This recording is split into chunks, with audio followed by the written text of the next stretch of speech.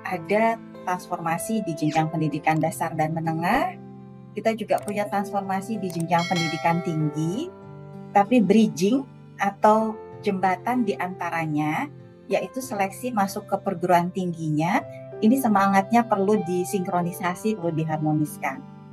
Semangatnya apa? Jadi semangatnya kita ingin siswa-siswi kita ini belajarnya menyeluruh, secara holistik, nggak pilih kasih gitu ya.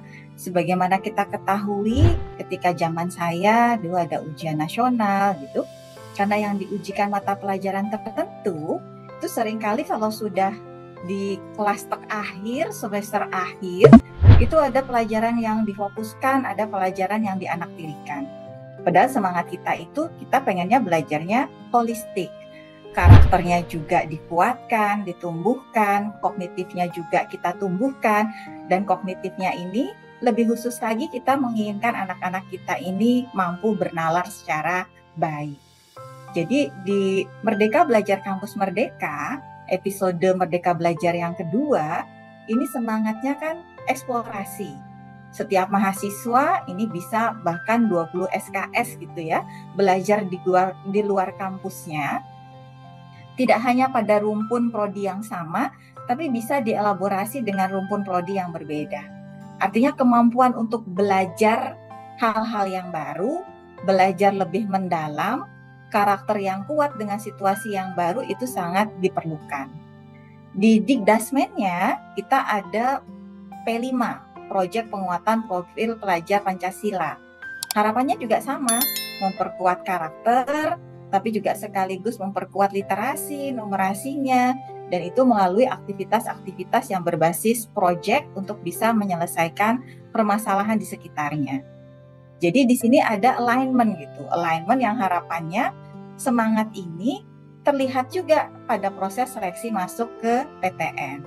Jadi alhamdulillah ini sudah tahun kedua penerapan transformasi seleksi masuk PTN, dan untuk tahun 2024 proses seleksi nasional berdasarkan prestasi ini sudah proses seleksi di PTN, artinya pendaftarannya sudah close, dan kita bisa melihat ada perubahan yang sangat mendasar di mana siswa yang dinyatakan eligible atau layak atau diperbolehkan mengikuti SNBP berbasis prestasi ini dinilainya tidak hanya berdasarkan nilai rata-rata beberapa mata pelajaran, tetapi seluruh mata pelajaran. Jadi harapannya kita mendapatkan siswa-siswa yang memang persisten gitu ya, giat belajar, suka mempelajari, dan dia ingin bekerja keras untuk semua hal yang sedang dia hadapi. Jadi semangat holistik ini sangat penting. Begitu juga untuk penalaran. Jadi ini akan masuk kita ke periode pendaftaran seleksi nasional berdasarkan tes di tanggal 21 Maret. Ini sudah sangat dipahami bahwa tesnya tidak ada lagi tes kompetensi akademik, menjadi tes potensi skolastik, penalaran matematika, literasi bahasa Indonesia, dan literasi dalam bahasa Inggris.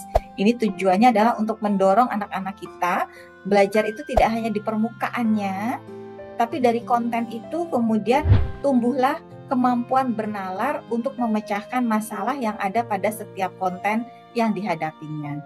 Dan tentunya semangatnya adalah semangat untuk lebih bisa inklusif, melibatkan sebanyak mungkin peserta begitu ya. Dan di seleksi jalur mandiri, semangat transparansi ini sangat terlihat di tahun 2023. Di tahun 2024 ini juga semakin banyak regulasi yang diterapkan untuk memastikan peserta seleksi jalur mandiri ini mengetahui berapa daya tampungnya, jalur seleksinya apa saja, metode penilaiannya bagaimana, sampai kemudian juga mengetahui berapa bangku yang tersisa untuk mereka perebutkan di setiap cara seleksi jalur mandiri. Jadi semangatnya seperti itu.